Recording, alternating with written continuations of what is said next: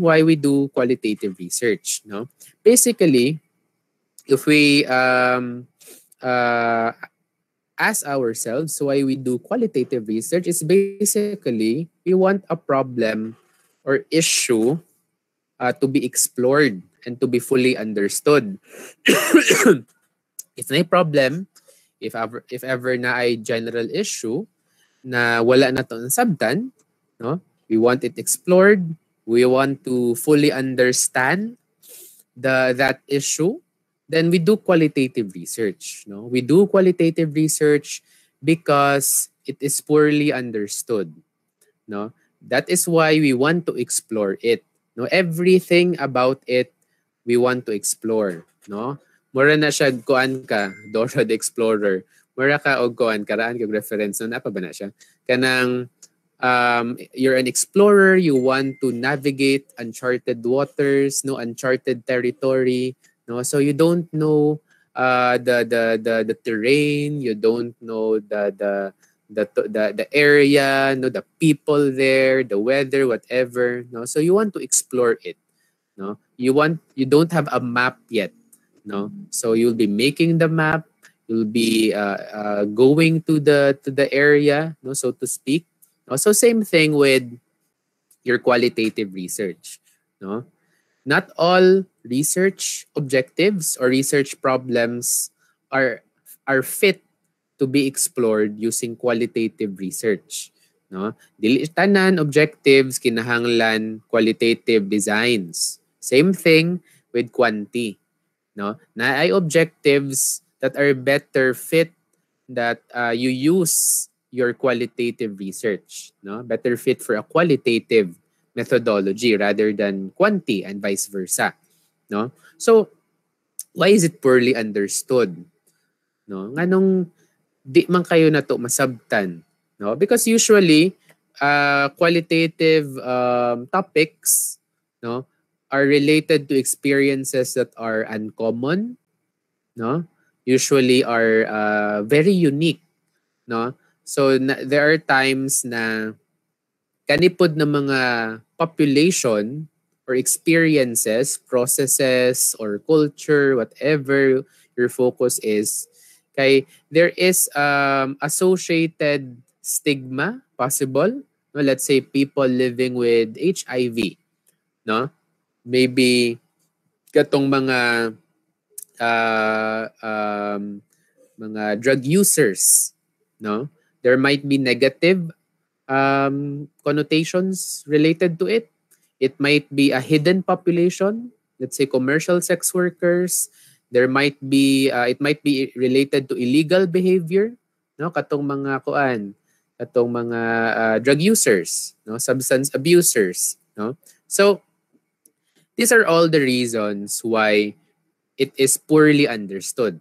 These are all the reasons why we want to explore this experience fully, because wa man ta kasabot, no, kay di man siya usual nga experience, or if usual naman siya karon, no, like nag-pandemic naman, everyone is experiencing it, bag-o pa siya, no, wala pa na explore, kay karon pa man siya nahitabo.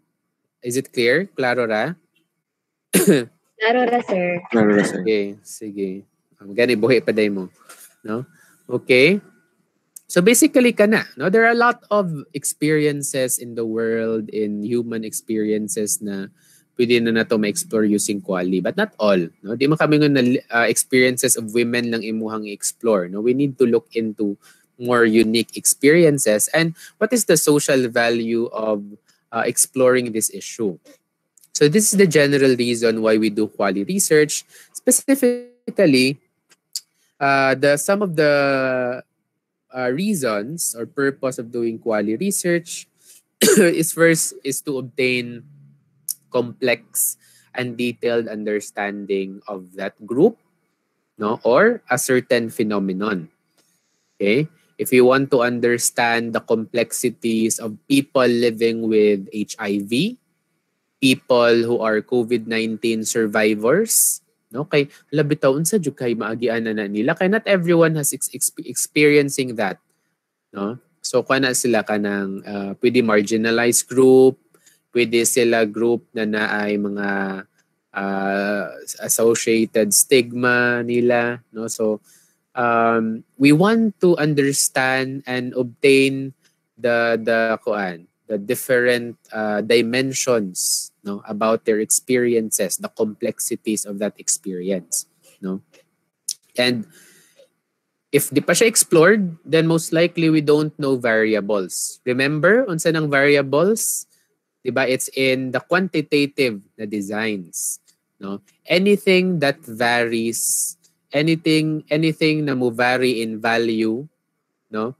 From 1 to 10, no, high to low, then that's a variable. Mo change siya. Dili siya constant basically. Okay? In quantitative methodology, we identify variables.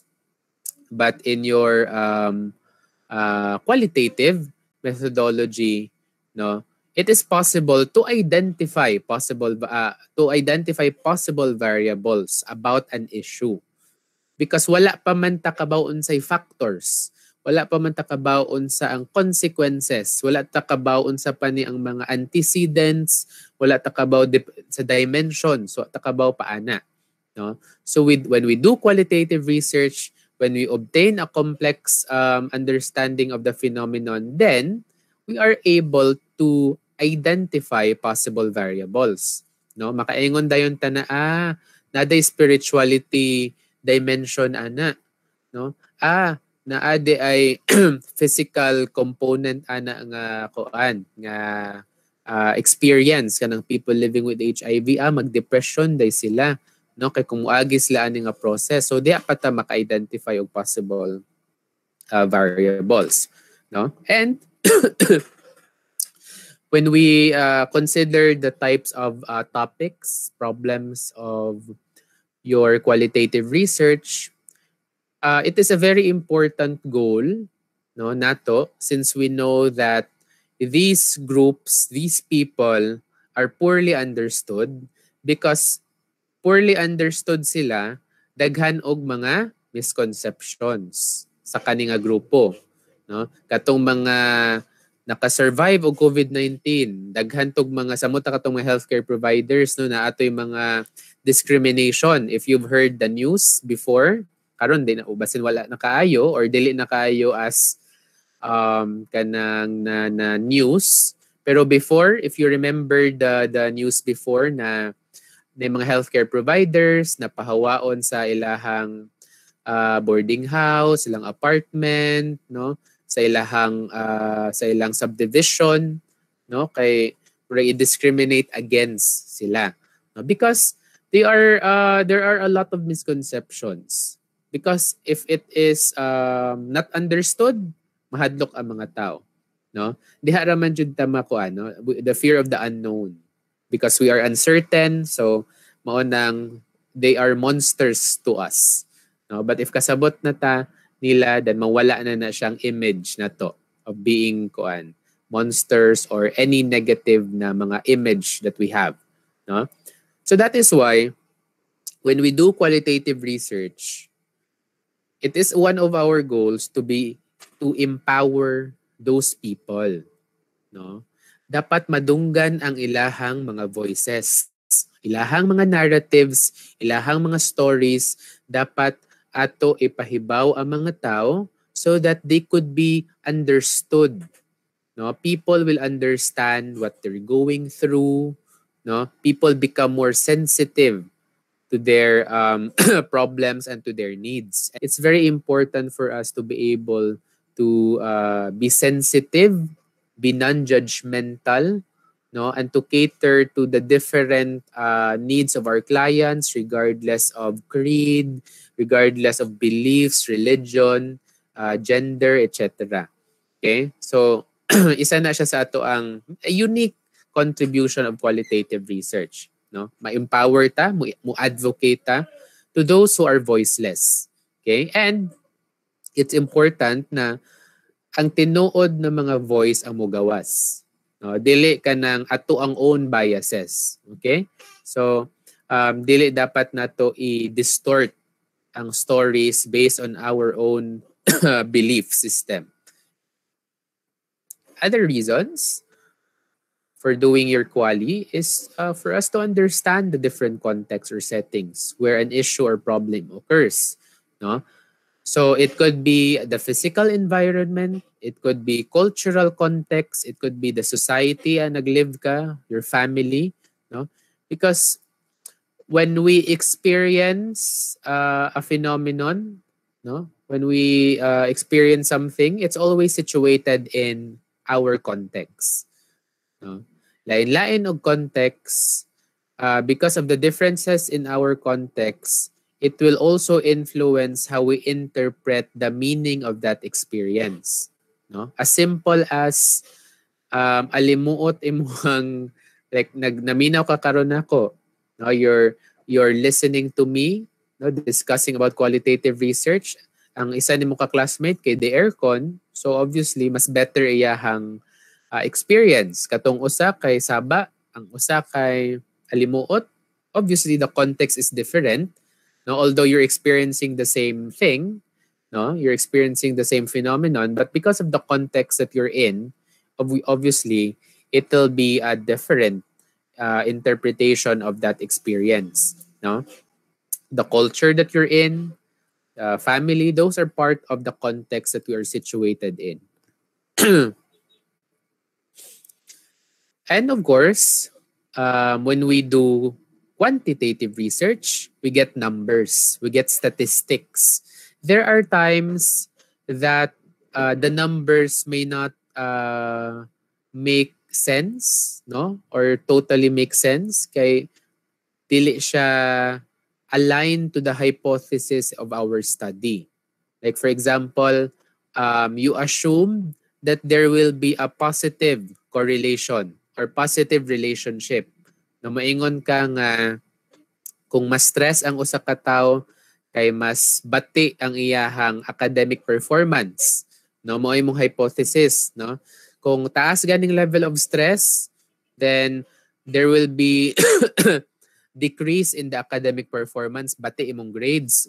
But pag kuman nimo og buhat sa imong quantitative study, kabantay ka nga katong mga tag-as og stress levels mao sa tong tag-as og mga grado. Katong mga ubos og stress levels mao sad to og mga gamay og grado, di ba? So it is contradicting to your hypothesis. So lahi sa imuhang assumptions, lahi sa imong scientific guess. So what you do, usually you search the literature for support, di ba? That's what you do in research. Pero these are all guesses. No, we don't really know if it's actually true to the case, to our scenario. So what you do, if you do qualitative research, you can actually explain the results because you'll be asking the people who answered the questionnaire, no? Hopefully klaro ra ha. If you have questions, don't feel free to interject during the discussion, but if wala, I'll just assume that everything's okay.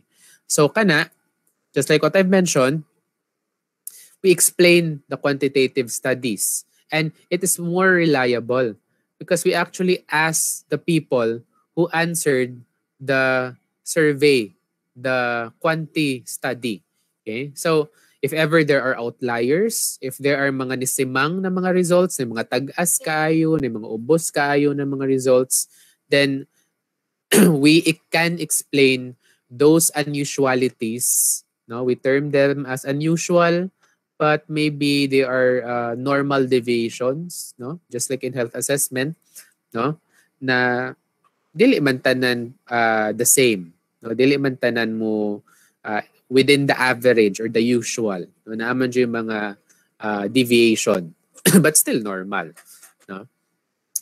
And another reason is that if we want to explain connections, mechanisms, how we explain the phenomenon, then we also use qualitative research. Just like what I've mentioned, if you don't understand the connection between stress and having good academic performance, no, then you do qualitative research to really understand mo. Then when we ask maybe those people or those students who had high stress and high academic performance, maybe they would say na, oh, because if ever taas og stress, mas ma-motivate ko to study. No, that's why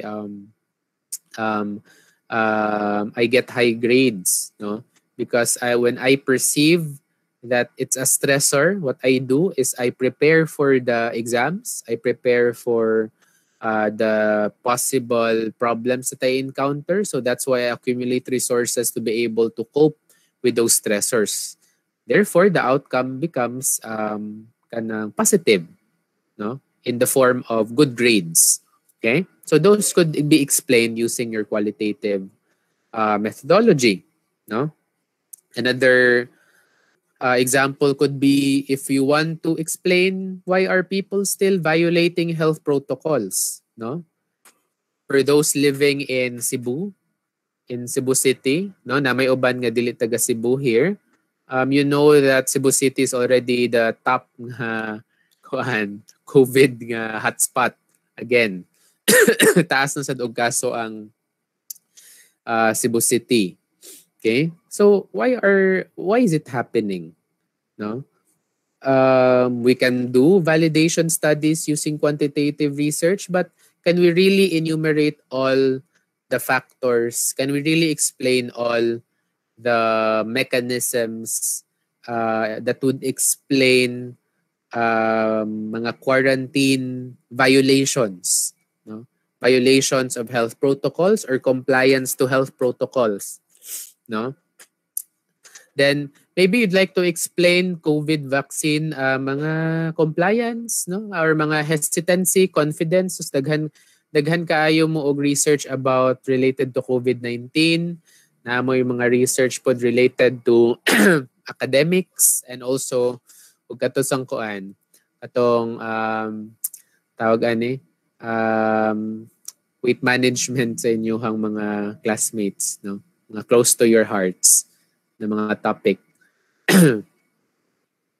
Then lastly, no, we also use qualitative research if the theory or the existing theory may not be able to explain everything. Specifically, if there are populations, no, na murag dili siya mo explain sa ilahang experiences. Like for example, older adult population, or maybe in our present times, kay basin dili na relevant, no, kay lahi naman na may information, grabe namang information age, grabe ng internet, moingon gud ang mga tao, di ba, advanced na kay mga bata ron, no, so maybe developmental theories can be modified kay katong sa una lahi pa man to, no, kanang dili pa as advanced ang mga knowledge acquisition of children. Maybe the milestones are already advanced, no, so we can consider those things. Maybe the populations in which the theory was developed kay dili siya adequate, meaning ang giapil ra ato kay puros mga ingno natong mga marginalized groups, or maybe wag gi-exclude ang women, gi-exclude ang mga ethnic minorities. So there is a possibility during the development of that theory, no, kay wala niya na capture tanan, no, wala niya na explain possibly tanan that will happen to all populations. Remember, a theory should be generalizable. It should be applicable to all settings, if not most, no, and also populations. Okay?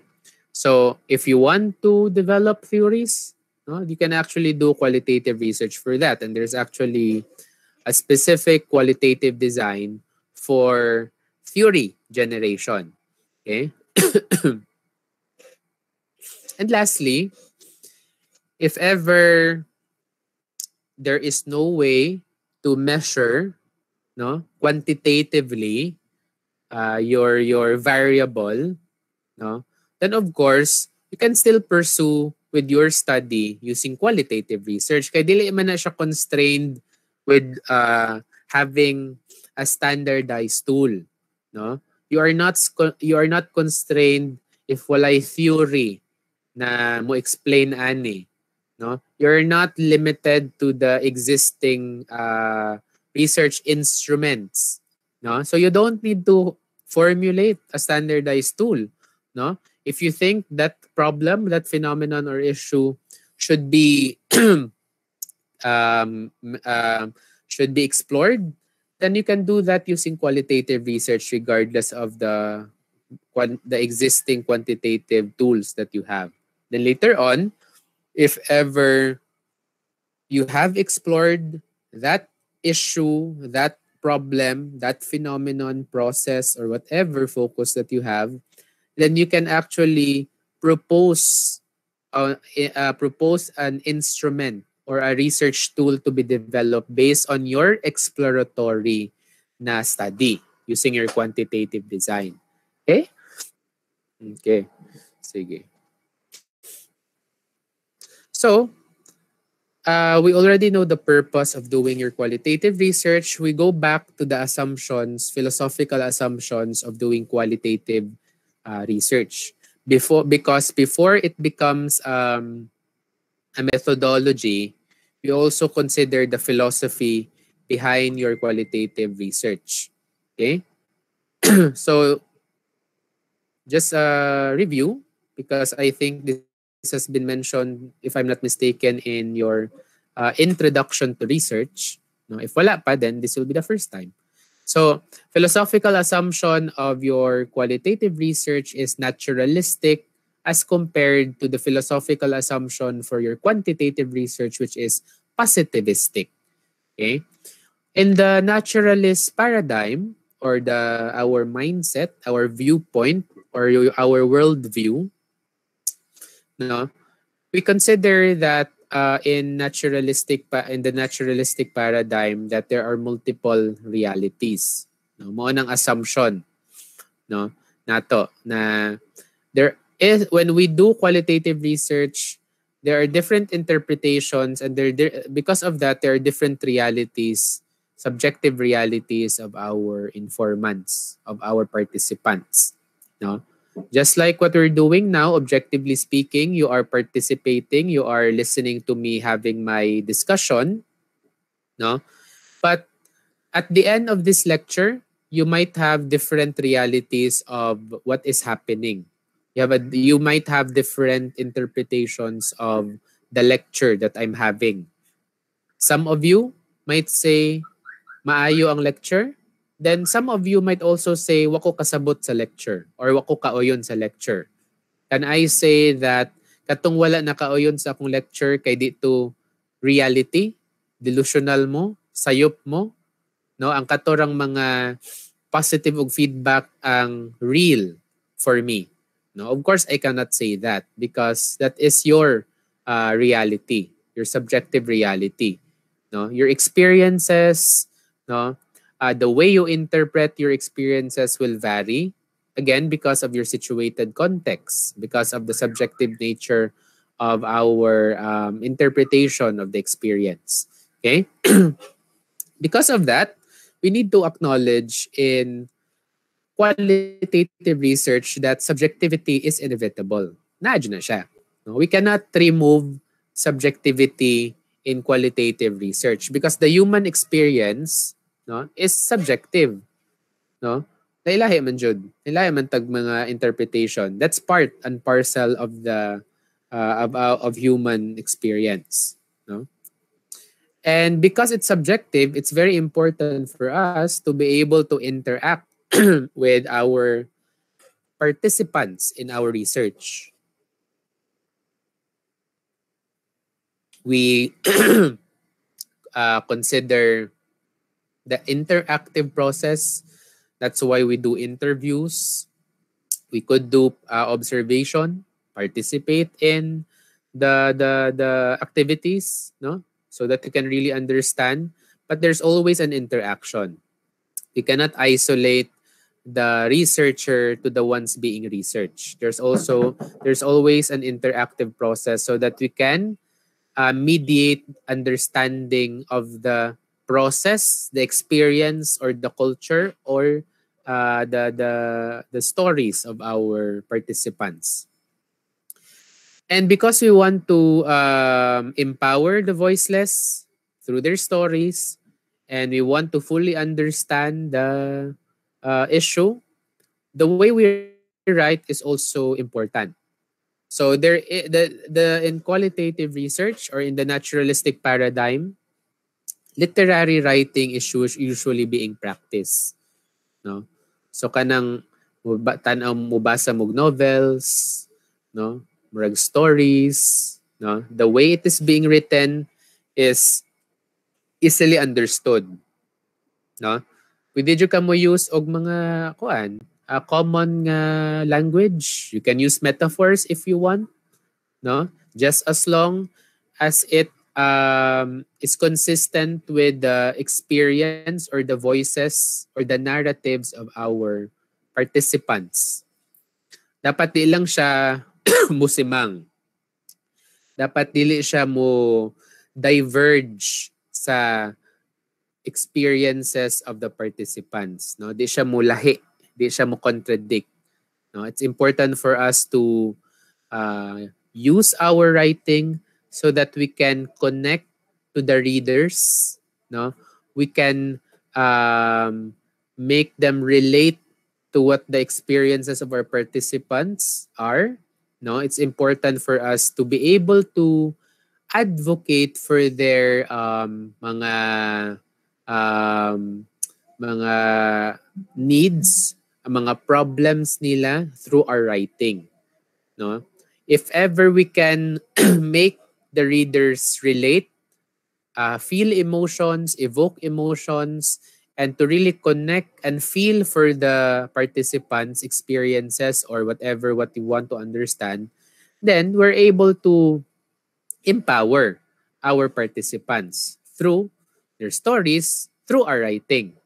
Okay? So isa na siya sa important nga strategy for our qualitative researchers, for our budding qualitative researchers. Kamong mga 4 ka buok or 5 na naay qualitative topics, no? For the rest, even if dili mo magkwali nga topic, of course, it's still very important for us to understand this one, no? To get a holistic perspective of doing research. Methodologically, no? What are the characteristics of your quali research? No? In terms of the methodology, we use an inductive process, meaning specific to general, specific observations, and we can generate themes, categories, or look into patterns based on actual observations. The emphasis is on the whole or holistic perspective.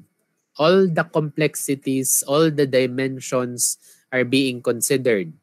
No, the depth and the breadth are considered here. The type of data that we get is usually through narratives. Or it could be unstructured data, let's say observations. No? These are all unstructured data because we use unstructured research instruments. Remember that the research instrument mainly for qualitative research is the the researcher. No? Ang researcher ang main research instrument. Okay? And during our analysis, no, it is grounded on emerging interpretations on the experiences of the participants. No? So mo-emerge na siya.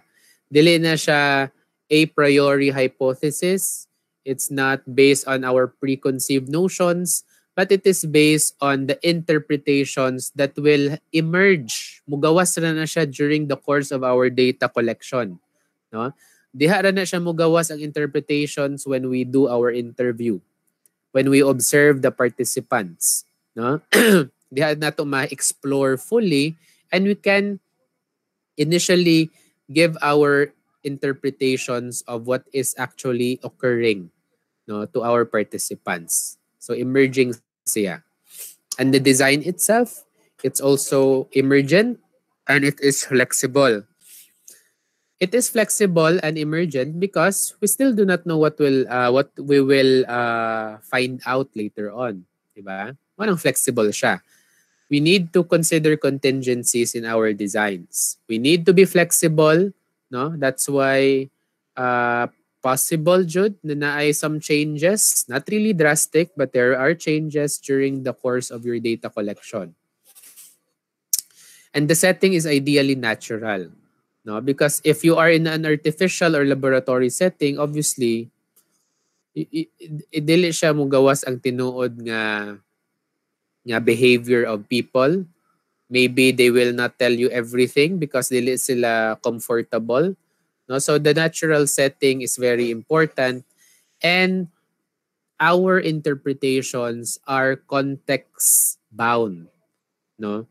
So depende unsa ilahang context, ilahang setting, unsay nahitabo nila ron, then most likely our interpretation is anchored on that context, no? Ang katong mga, let's say in their culture kay lahi ang, let's say, mas conservative compared sa kaning mas liberal, so maybe the way they practice contraceptives, the way they view kanang mga risky sexual behavior might be different, no? Let's say when you look into the topic atong mga mga PDLs na mga LGBTQ, no, katong nga topic, no? So when you interview them, there might be some limitations because they're in an institution, no? They might be afraid of telling you everything about their situation because they're being monitored, no? Most likely the setting will be kanang you're being observed by the jail guards, ana, no? So we need to consider that in our methodology, so that they will still give you information, rich information, na without restrictions, no? The setting that they're in, being in jail, the setting that they're in, na nasa nursing home, of course, those are important considerations. And for sampling, we consider that quality versus quantity ato ani, no? You don't need to have 100 informants. You just need to have a few information-rich samples to be able to achieve your research objective. Dili na advantageous of when you have 100 informants but they don't talk or they do not elaborate their stories or their narratives, no? They will just tell you, oh, dili, no? Ana ra, yes, no, ano, oh, okay raman ko, ngayon ana nga mga responses, no? Okay raman to siya, no? Ana jud na, no? Samot ka ng mga ambiguous pa jud, no? Dili clear, no? So information rich samples are very important, no? So katong mga tabian, katong rich ang ilang experiences, no? Daghan kay giagian, no? Mga kasinatian, then those are ideal informants for your qualitative research. Main criteria for your qualitative research is when you saturate the data saturation. Pasabot ana, when you interview, when you observe, then most likely redundant ng information. So obviously, one will not be enough to tell you nga redundant ng information, diba? So dapat more than one. So interview na kag another one na pod, no? Unless it's a single case study. No, kung single case study kana raman yung depending on the design pod, no? If it's a single case study, usually pwede ra usa because you just want to really analyze that case, especially it could be a rare disease or a rare case, no? But minimum of number, wala tay magic number na minimum, no? It's not about the quantity, but again, it's more of the quality of the data that we get. Some researchers might need to have 10 informants, some might need 30 informants before they can say na saturated na ang data. It's as if I can predict what my informants will tell me, no? For example, na nako sa although this will be in the sampling design, ako lang i-mention. Let's say for example, interview na ko 10th interview, no? Nag-interview ko about sa kanang mga COVID-19 survivors or kanina lang sa matoy topic, kaning mga live experiences of LGBT inmates, no? So kana. Interview na kog na po na LGBT, no? Nakoy L, nakoy G, nakoy B, ug nakoy T, nakuha na ko. Mainunta. Pag-interview na ako sa na po, ako na basin mo jud gihapon siguro yung maagian ani ay na discrimination, then nagkuan sila, bully sila, na-adapt sila, no? So ako daw tan-awon.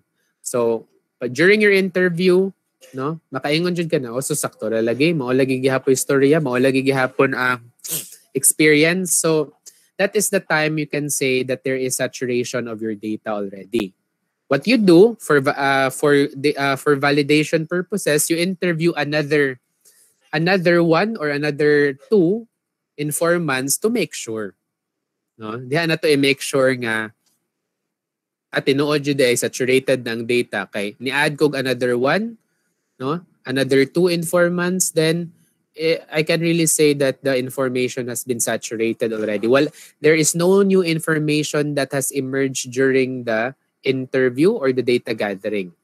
So, and lastly, the main purpose is really to seek in-depth understanding.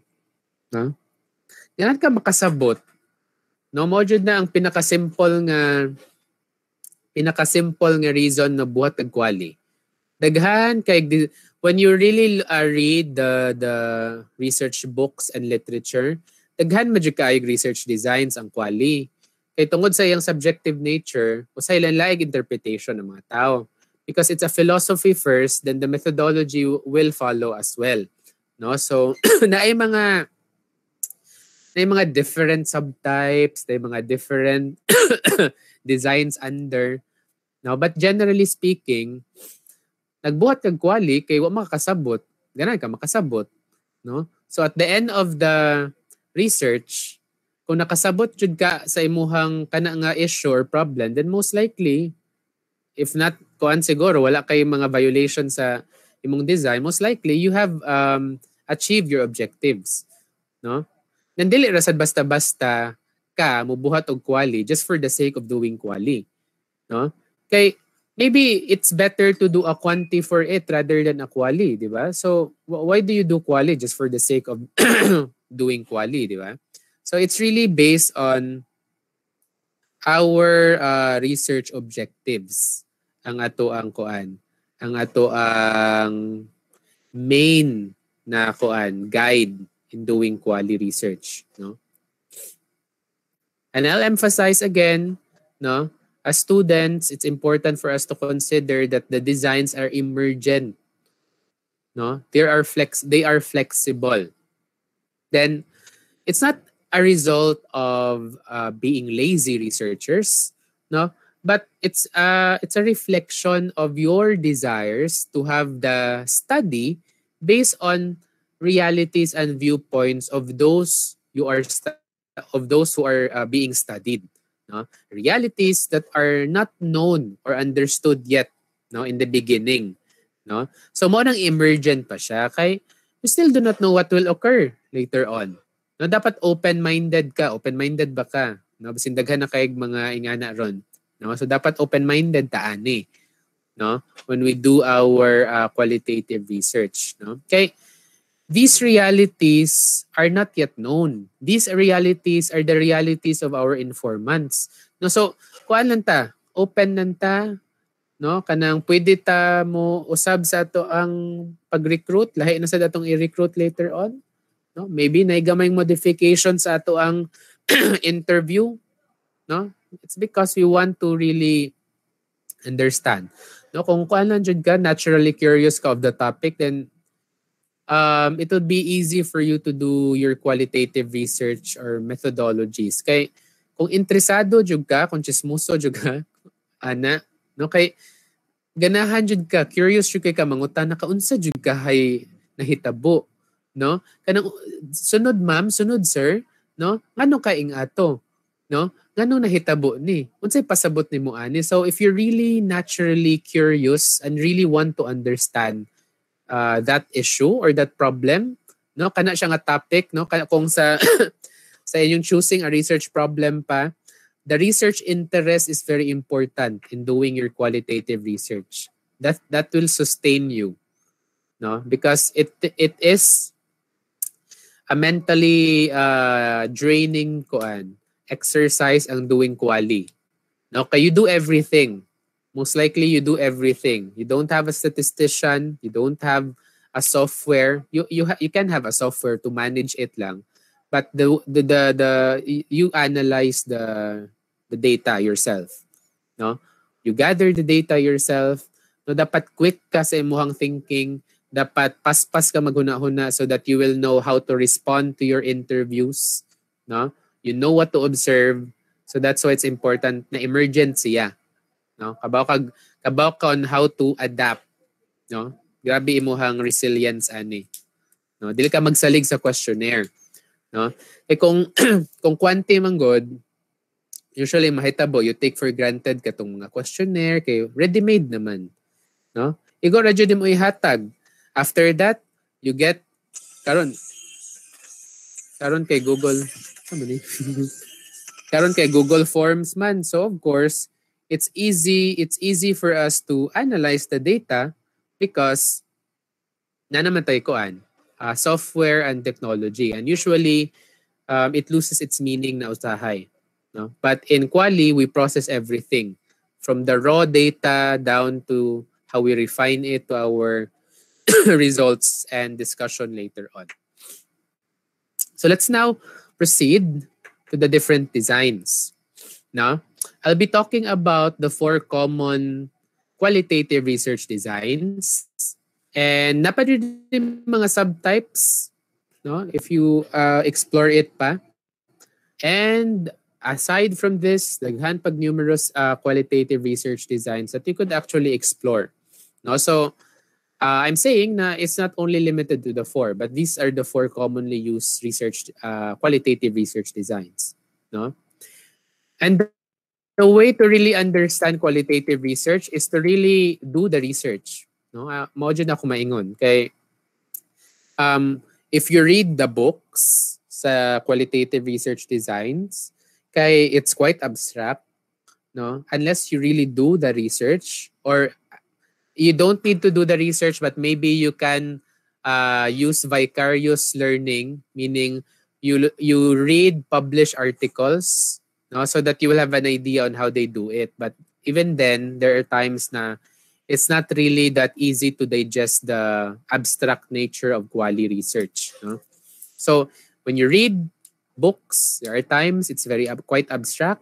So it might be difficult for you to concretize all this at intangible concepts nato in quali research, no? Kay daghan kay mga philosophical and metaphorical mga terms and concepts. So it's important for us to really do the research, no? So we have ethnography, phenomenology, grounded theory, and your case study, which are the 4 commonly used quali research designs. So let's start first with your ethnography. So ethnography is aligned with the discipline of anthropology. And if you know that already, you already know what is the focus of this type of qualitative design. Ang mga different designs, basically ang main purpose is to fully understand an issue. Mulahi lang siya, it will only differ with our focus and the discipline that is aligned, no? So the focus here in ethnography is basically to describe and interpret cultural behavior, no? So that's our main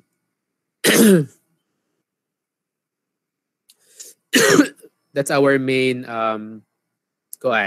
main focus, no? uh, culture, ang problem aning culture manggod is that it's deeply ingrained in society na even those who are part of that culture may not be aware and may not understand that cultural behavior, even that cultural practice or that belief. They just accept it as it is because it has been passed on and shared and learned within that culture sharing group. No? So, kung culture manggod, sukad pa pagkabata ninyo, gina-practice na ninyo. It has been indoctrinated, no, sa inyuha since gamay pa mo. So you don't need to have the rationale behind it. You just accept it as it is because you are part of that culture sharing group. Okay? So, we want to reveal this tacit knowledge.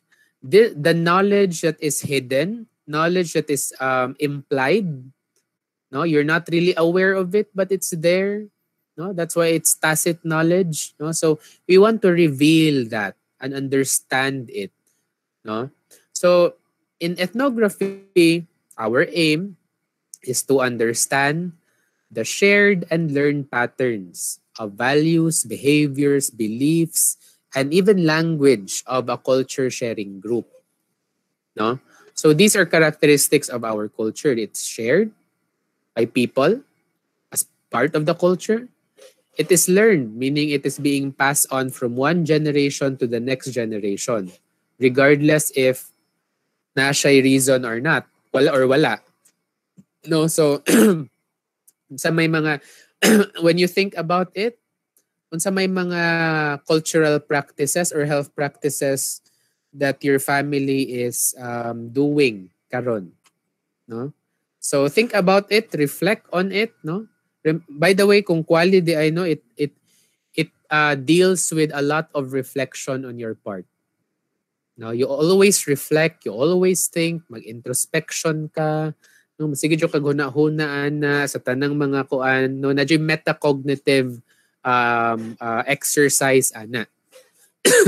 Your metacognition is exercise. Naman mong strategies in education, di ba? Metacognition, no? When you think about what you're thinking to improve your thinking, no? You do your metacognition. So, there are times na dito maghuna-hunaan na. That is why we want to reveal that, no? In ethnography, there are major types, your macro and micro. Basically, macro meaning bigger culture, micro smaller subcultures, no? Another term for this, your microethnography, is your focus ethnography. It's focus on specific cultures, no? It could be ang culture dili ra man na siya mga tribo-tribo, no, og mga kanang National Geographic that when you go to different tribes, or maybe in the Philippines you don't need to go to indigenous groups, no, to do an ethnography, although you can do you can do that for indigenous groups, but it's not necessary, no. Maybe you want to understand the culture of Cebu Normal University. Maybe you want to understand the culture of the nursing department or the College of Nursing. That's already focus ethnography, no. Maybe you'd like to focus on the culture of nursing homes. Maybe you'd like to focus on the culture in kuan, a specific unit in the hospital. Maybe you'd like to understand the culture in a jail, no? Unsa may culture ana nila, pwede po to mag-ethnography, but obviously it might be difficult for you to do the immersion, no, in that area. Because in ethnography, immersion is also important. No? You immerse yourself in the culture that you want to understand. Then when we do our ethnography, our main goal is to understand all the viewpoints or perspectives. Because at the end of the research, we want to paint a cultural picture that will give us an understanding and a description of the outsider and insider's view or perspective of that culture. That is your emic perspective, insider, your ethic perspective, or your outsider's view. Una-hunaan na lang ethic na may T. So, out siya na siya ang outsider na may T. No? So, ethic, out. No? Ang emic kay the other one, insider's view. Then when we do ethnography, usually we gather data that is focused on understanding their behavior, cultural behavior. Nga naman unsa may purpose na pagbutang sa mga dahon-dahon sa mga bayabas or whatever sa mud. No, is there a basis to that? No, nga namang butangan siya glaway, no, atutuan siya. No, is there a basis for that? Artifacts, no, magwear og mga agimat or mga amulet or kanang mga habak. I don't know kung kailan mo ng habak sa inyong mga parents, no? So maybe some of them are practicing that. The way they interact, the speech, no, the language that we're using na kita ray makasabot at times, no? So that's also included. Data sources for your ethnography includes your key informant interviews, no? When you say key informant interviews, it means that we get informants that can give us a full understanding of the culture. Manang key informant sila. No, dili lang sila any informant, but they are key informants, no, to unlock the mysteries of the culture. Okay? So examples would be if we talk about health practices, if you ask a young person, no, basin dili kayo siya mo makahatag og enough information about it. But if you will interview let's say the albularyo or the traditional healer or the elders, mga elders in the community who are practicing it, you can get a lot of information about that cultural practice or that belief. Okay? Hopefully that's clear. And another data source is by doing your participant observation. When you say participant observation, you observe at the same time participate in the activities. You live with them, you do what they do, no? I don't know, no, if katong mga tigtan-og mga Discovery Channel, your National Geographic, History, na ba na sa history, no? Kay or sa YouTube, no, when you look into the sa YouTube siguro or maybe na sa kakit na ba na sa Netflix ron? Wala man siguro. No, kana ganing mo agtog mga different tribes.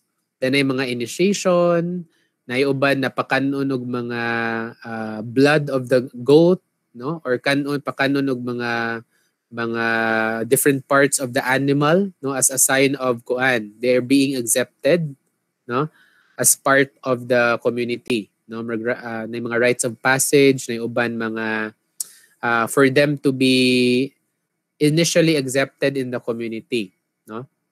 So that's actually one example of participant observation. You're participating at the same time you want to understand why are they doing this. You're participating at the same time you're observing to understand, no? But lahi man ang imuhang purpose anas to adjust in a new environment, no? So, but same thing, same principle. Because one of the methods here in your ethnography is you do an immersion. You immerse yourself in the culture that you want to understand.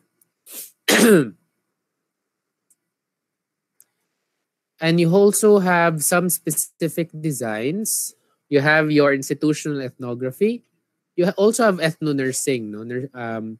But it's specific siya to nursing na mga processes. You have your autoethnography. Autoethnography meaning you're part of the culture that you are investigating. The disadvantage there is that there is a possibility nga na dili ka aware of some aspects of the culture that you need to investigate because part manggod kadaan, no? So usahay, since part ka, naiuban nga di na lang nimo i-question or you think is already understood, no? You don't need to explain it. And now you also have your internet ethnography. In your ethnography, you investigate or you want to understand an online community. Okay? So that could be done because it's still a culture sharing group. You're still sharing your unique language, your unique belief, your unique practices, no? So unsa man ang mga practices sa Twitter, sa Facebook, no, na makabantay ka na lahi yung culture sa Twitter, lahi yung culture sa Facebook. Kung i-block ko unsa may buhaton nako, if i-DM ko unsa may culture, unsa may etiquette ana, no? So that's part of the culture, no? Unsa may nabantayan nimo na murag mga rules of engagement in online communities na lahi in the physical world, no? In the physical communities. So that's part of your ethnography. An example that I'll be giving is here is to describe the interaction of the healthcare team inside the COVID-19 isolation ward. So what is the interaction or the culture inside the isolation ward? Another research objective, as an example, is to explore the culture of an online research community, just like what I've mentioned. This is an example of a published article that is doing an ethnographic research. The title here is Safer Sex Practices Among Newly Diagnosed HIV Positive Men Who Have Sex with Men in China. So they wanted to understand the cultural context, the healthcare, environmental, individual, and the different contexts and culture within that community. Okay, isa na siya. Another one, an ethnography about women's experiences with epilepsy treatment in southern India. No? So based on the, let me have my laser pointer. Sige ka na. As you can see here, focus ethnography was conducted using participant observation, interviews. They interviewed women with epilepsy. They interviewed their family members because obviously they're part of the culture sharing group. And they also interviewed 2 traditional healers. No? These are the key informants. Then, Nigawas ato is an intersection between English medicine and traditional healing practices nila. No? So muna yung Nigawas, a part of their culture. Another one is the culture in nursing homes. No? So the balancing act of dementia care, an ethnographic study of everyday life and relatives' experiences in a Danish nursing home for people living with advanced dementia. So muna siya. So ilahang explore ang culture, everyday life sa nursing home for people living with advanced dementia plus their relatives. No? Ilagitan na unsa man jud ilahang interaction dito, what are the patterns, what are the beliefs. No? And lastly, as I've mentioned, this is an example of an ethnography. Diba nauso man to ang barter trade, ambot na magyapon siguro na siya. Ang barter trade about during the pandemic, no? So this is an example actually of that barter trade in Russia, no? Kaya pa ni siya, 2015 pa ganin ni siyang article, so nano to sila. Exploring the Russian online gift exchange communities, the results of an ethnographic approach. No? So this paper reports on a 2-week ethnographic observation of 4 online gift exchange communities.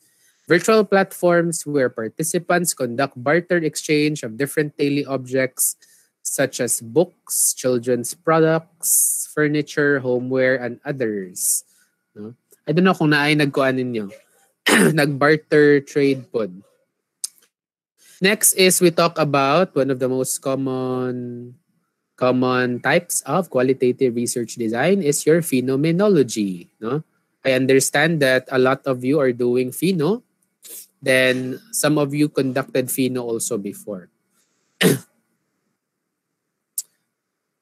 So pheno, unsa may gusto natong masabtan. Mora man jud na ato ang kuano naon sa may gusto masabtan nato ang ang mga live experiences of people. Okay?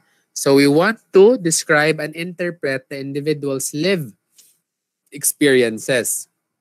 So pasabot ana dapat na experience sa usa ka tawo ang phenomenon before you interview them. Kay live man siya, no? Na you're actually living that experience or you live that experience, no? The purpose is to reveal the essence of the phenomenon. When you say essence, it is the invariable nature of that phenomenon. It is unchanging, and it is what makes that phenomenon what it is. If you remove that, it no longer becomes that phenomenon. Mura nagmoingon ka, when can you say that that dish is a sinigang? No? Unsa may essence of a sinigang? Before you can say it's no longer a sinigang, when can you say that it is still a sinigang? Even if you add mga other ingredients that are not traditionally included in a sinigang. No? Does it really need to be sour? No? If dili siya sour ang sinigang, then it no longer is sinigang, di ba? Ano na siya? Kanang tinola or linaga, kanang mga ingana na siya. No? So, you want to understand the essence of the phenomenon. We remove all those other things. No? What is the essence of this experience? And for us to understand the lived experience of our informants, no? It's also crucial for us to understand that we live in relation to different existentials or aspects of the lived experience. We always experience things in relation to space, in relation to our body, our lived body, in relation to lived time, in relation to other people. No? Marago nagmaingon ka no, I'll make it simple. No? If naminaw ka diha, as I mentioned before, alimuot. So bati mo experience. Naminaw ka diha, gigutom na ka kay hapit na mag-lunchtime. Or maybe you are having, you're not feeling well. Maybe before pod, live time, when we talk about live time, your subjective time, your previous experiences. No? Wala ka nakaoyon or wala ka kasabot sa previous discussion about quali sa imong senior high school teacher. Karon kay nag-away mo sa imong mama, so live human relations. So these are all aspects of the lived experience that will influence how we interpret the experience. No? Spatiality, corporeality, temporality, and relationality will all influence and impact on how we interpret our experiences. These are all part of the context of your experience. And it will vary from one person to the next person. Okay? So there are two major types, although there are still a lot of subtypes under it if you want, no? Sa interpretive, daghan pa subtypes pa jud. But I'll just be discussing the two main designs, no? You have your descriptive and your interpretive, no? Based on their proponents, Husserl and Heidegger.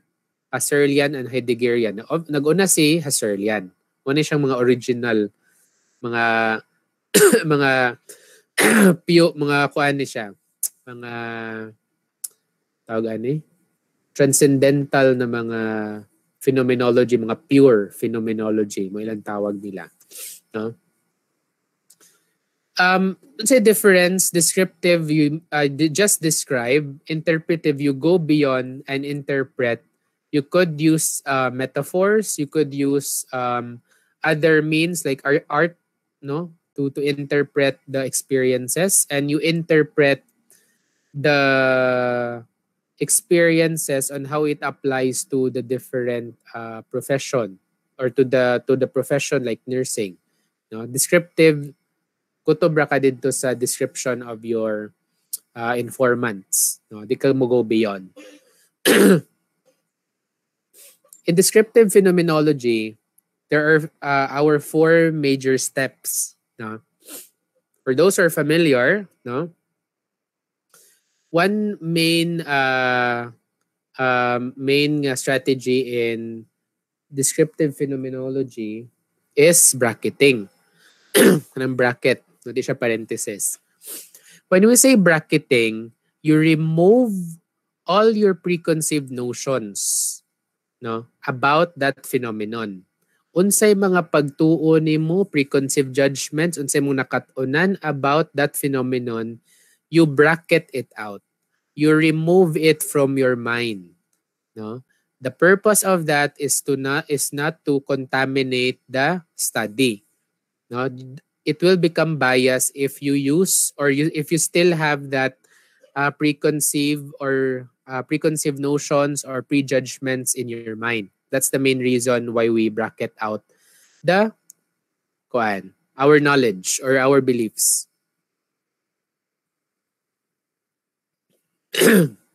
So basically, that's your bracketing. You remove the preconceived notions nimo, no? And then, sorry. And then, intuiting.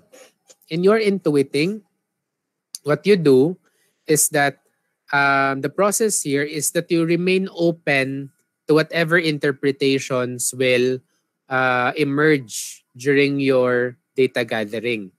So, dapat open lang ka.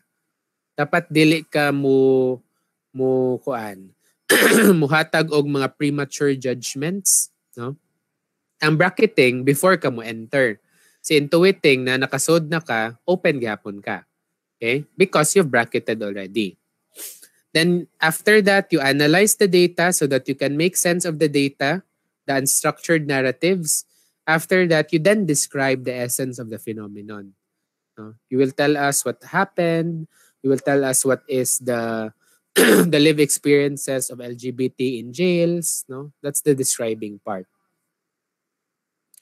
In interpretive phenomenology, the major steps are a bit nalay minor modification. Because in interpretive phenomenology, the researchers do not believe that it is possible to do bracketing in the strict sense sa mga descriptive phenomenologists. Because would you really believe that you can remove all the things that you have learned since kindergarten, high school, until college? No? Can you really do that? No? So that's why they propose that instead of bracketing in the strict sense, you do what we call as your reflexive bracketing. In reflexive bracketing, instead of claiming that you remove your preconceived notions, no, you just reflect on the possible biases that might influence your research for the purposes of transparency.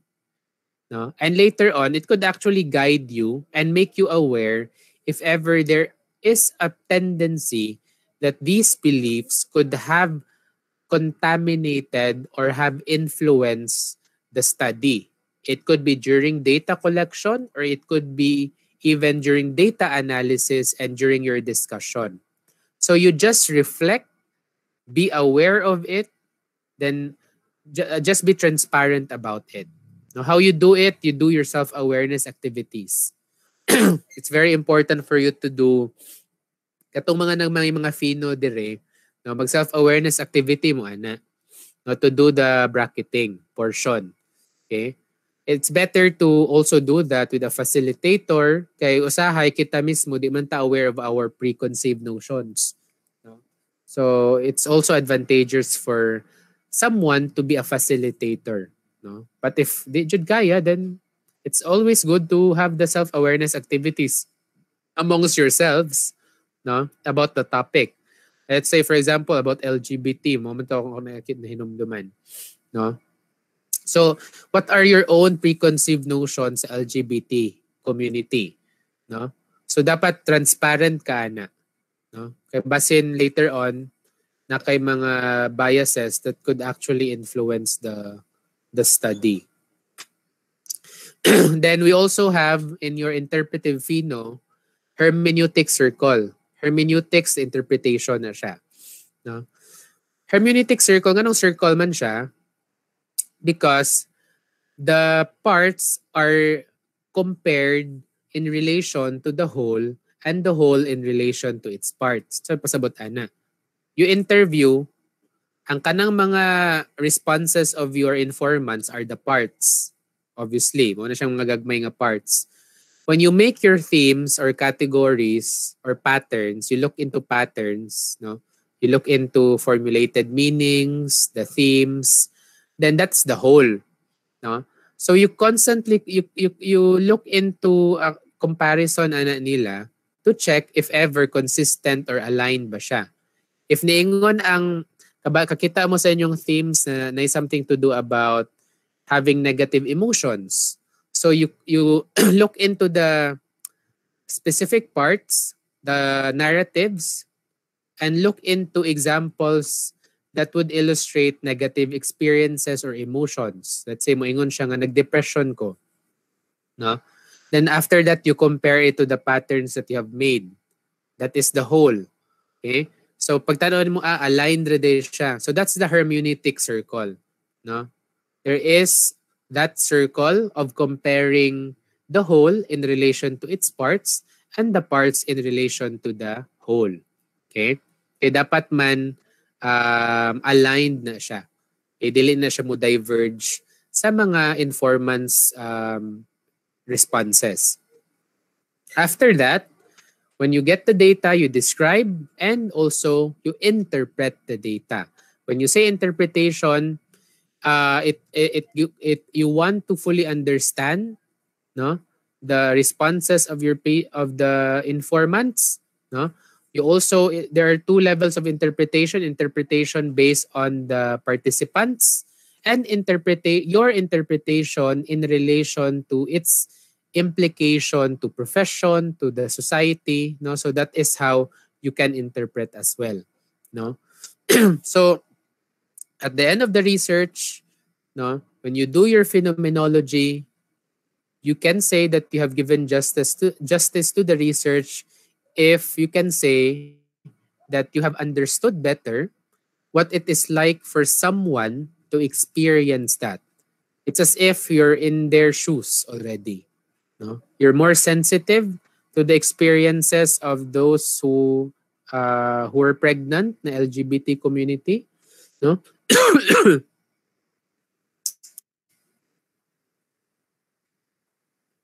It's a study entitled Overcoming Barriers to Implementing Electronic Health Records in Rural Primary Care Clinics. They wanted to look into the lived experiences of physicians at primary care practice implement the electronic health record. No? So these are experiences of healthcare professionals. Another one,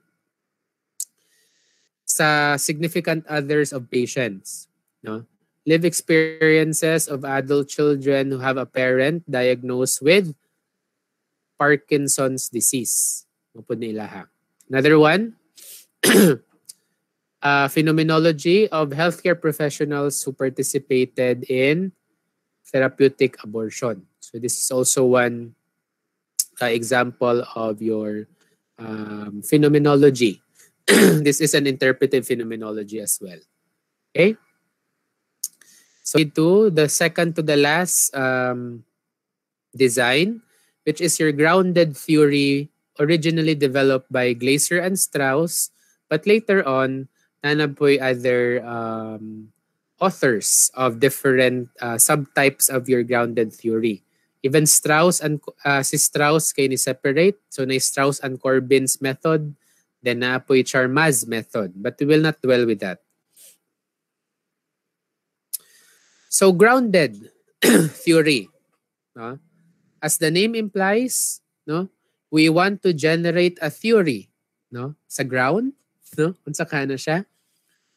The focus here is understanding how people solve problems in society, social problems in their community, no? So we want to understand, we want to describe and interpret social processes. That is the purpose of doing your grounded theory. And basically, we want to generate and discover a theory that explains that social process. Okay? So, a theory is basically an abstract analytical schema of the process. No? It's a way of explaining the process. No? That's the theory basically. No? By describing and interpreting that social process, you're actually making a theory. And why is it grounded? Because it is grounded in the data from the field. No?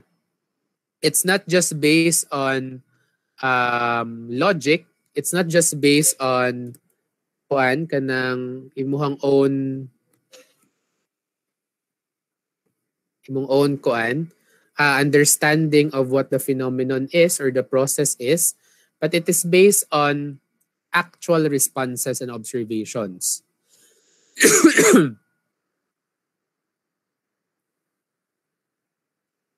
So what are the key approaches? Wala may grounded theory po ninyo. So actually this is one of the most difficult qualitative research. No, because of course it's not easy to make a theory from scratch, no? So some of the key approaches of your grounded theory, we have your conceptualization. When you say conceptualization, you make concepts. Concepts are mental ideas nimo. The concept of love, the concept of caring, these are abstract mental ideas. So, in your grounded theory, it is important for us to be able to convert our data to a level of abstraction so that it will convert into concepts that are building blocks of a theory, no? So a higher level ni mo imuhang abstraction, no? From concrete observations to higher degree of abstraction. For example, moingon kag money, no? It's very concrete, no? But what is the concept, Ana? Maybe we can conceptualize that into socio-economic conditions or socio-economic status, money, employment, no? Let's say during our interview, ingon siya na nawagtangan jud kog trabaho, mao jud ang goal kay ko, no? When you make that concept, it could be converted into socio-economic status or socio-economic socio-economic factor. Okay, so that is how you conceptualize, no? And another key approach in grounded theory is that collection, analysis, sampling are concurrent because the main purpose nato here is to fully inform the theory that we're making. So when we collect the data, we do our initial analysis, Ana, so that we can be guided on who to sample next. Okay? For example, mag-interview ka. Yanahan ka makahibaw sa social process sa mga tao nga namatyan due to COVID-19, no? Namatyan sa during the pandemic, no? So nag-interview ko ni Ana to ako ang gi-interview nga lisod lagi kaayo kay wala ko'y trabaho karon kanang mo nang dili ko maka-adto sa ako sa katong loved one nako na namatay, no? Kay wa ko'y trabaho, ko'y ikapliti, no? So gool kay ko. So mo ta mong ginahuna. Initial nimong analysis kabantay ka na Okay, tungod wa siya trabaho, mo nang na siya difficulty and negative iyahang experience of that grieving process niya, no? What if I will ask someone who has work or who is well off? Would it be a different process na iyang i-undergo? That is why an example of being concurrently done ang collection, analysis, and sampling. During your collection, you're already analyzing so that later on during your sampling, no, it could you can be guided. No, you will be guided on subsequent sampling, collection, and further analysis of your data. Okay, that is the way we practice concurrent approach. And because of that, we want to fully inform and to really understand and explain a phenomenon. We constantly compare our data and also the categories that we've made. Something like the hermeneutics recall. Pare-parehas siya dating. No? We compare the theory. Pag ano na to, di pa man kompleto ang explanation. So I need to interview more people that have different ways of doing the process or solving the problem so that I can really explain everything that is happening about the phenomenon. Okay? So moto, interview ko mga dato, interview ko sa katong mga Y quarta, interview ko sa katong mga, let's say na ay social support. No, tanawan na kung unsa may mga other things na mo vary kaha that could really explain the phenomenon. And I constantly compare my data to the categories that I will make. No? And we need to remember in grounded theory, as I've mentioned, that even though we sample people, what we really want to categorize is the behavior of people. Okay, so always remember that people in grounded theory are not categorized, but their behavior is the one being categorized because we conceptualize based on the behavior that was exhibited by the informants na to. Okay? Sample objective here is to generate a theoretical model to explain the decision-making process. So it's a social process of patients in phase 3 vaccine trials for COVID-19. So I'll quickly mention some examples. This is an example of a grounded theory related to a model for weight management success. But ang ilang population ani, it's not just anyone, but they wanted to understand the social process used by obese postmenopausal women as they participated in a formal weight loss management program. No? So they were thinking na maybe lahi ang weight management process of obese na postmenopausal women compared to the general adult population. That is why it is still amenable for a qualitative grounded theory. No, ka-unique man siyang experience. Dili naman sa just any process. Okay? Another example here is one of our research.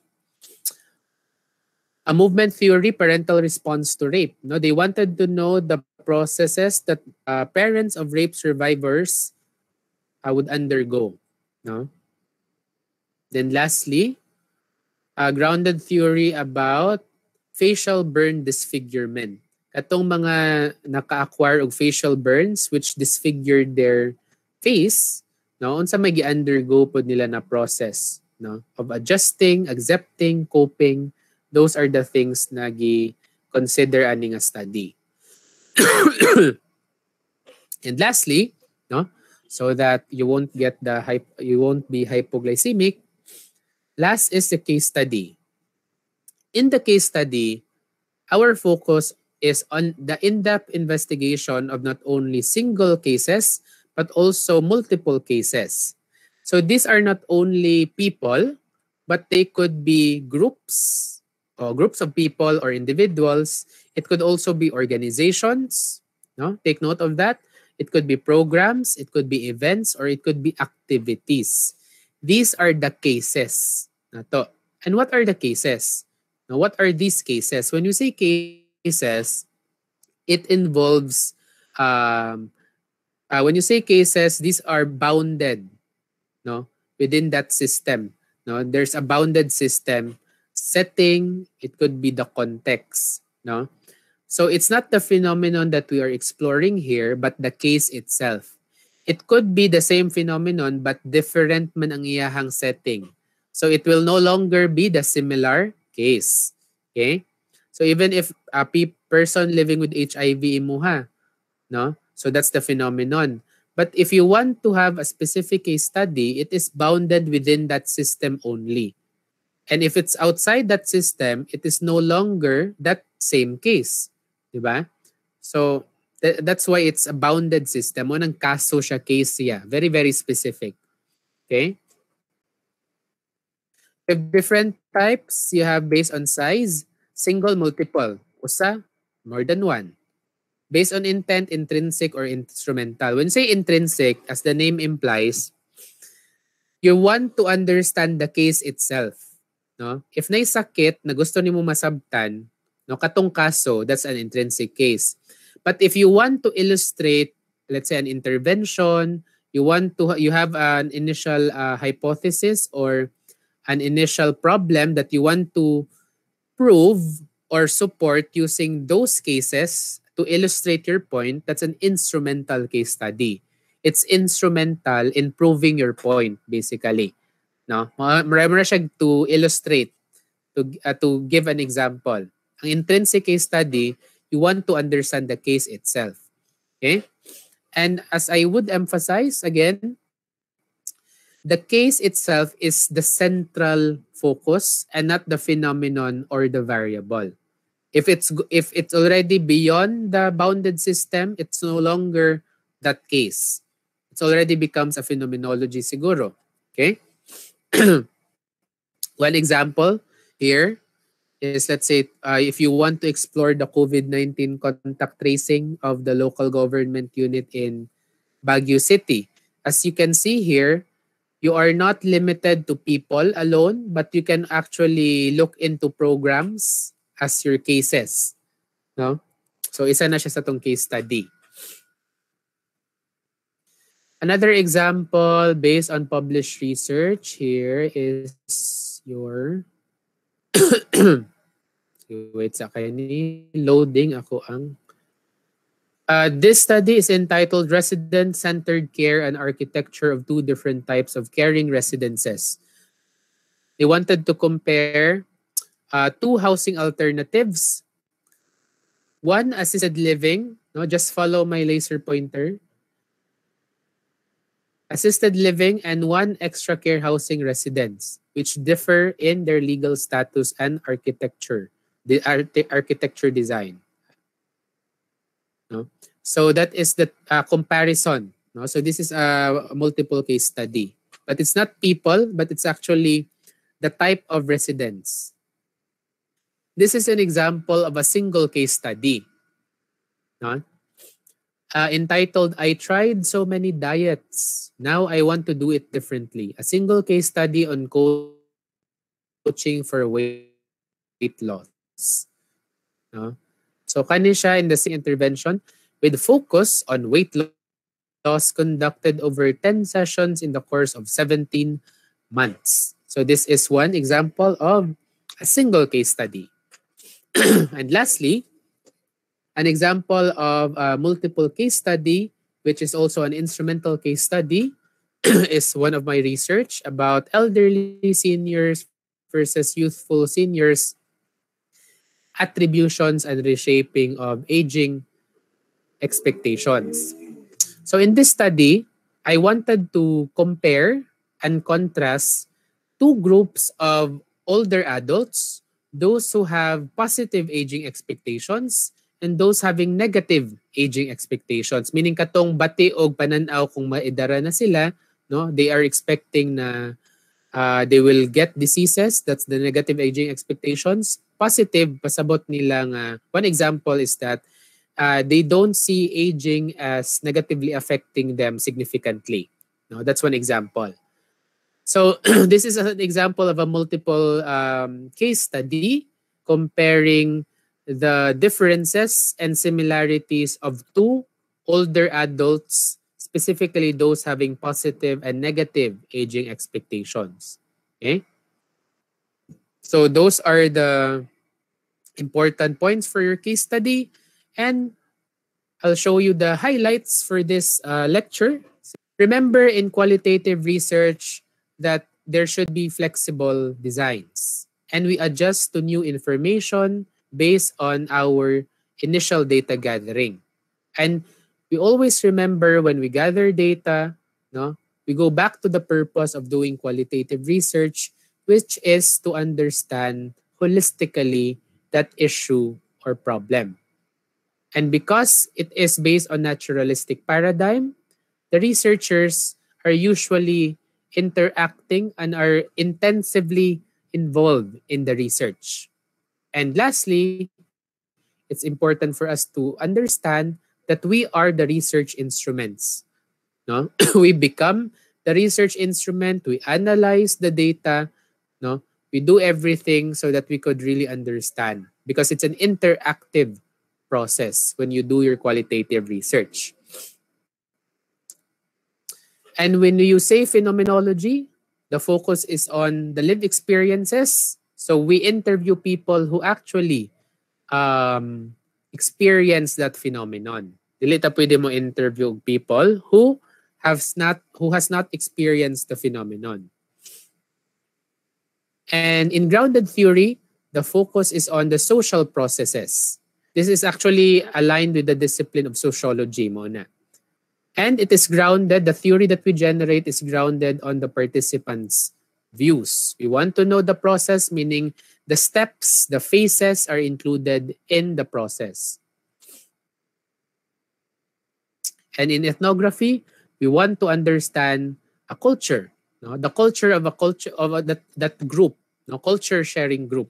We want to understand their beliefs, their behavior, and their the artifacts that they use or the things that they use. And lastly, for case studies, it's an in-depth analysis of multiple or single cases, which could be people, which could be programs, activities, or organizations. And it is within that bounded system. Okay? So this is in the comparison of all the four commonly used qualitative research designs. And in closing, you already know the different designs, both your qualitative and your quantitative research design. No? So choosing whether you use quanti or your quali would always depend on the purpose of your research or your research objectives. So we base our decisions not only through our senses and derive conclusions based on numbers, no, like statistics, but we also consider the humanity of issues that we want to address.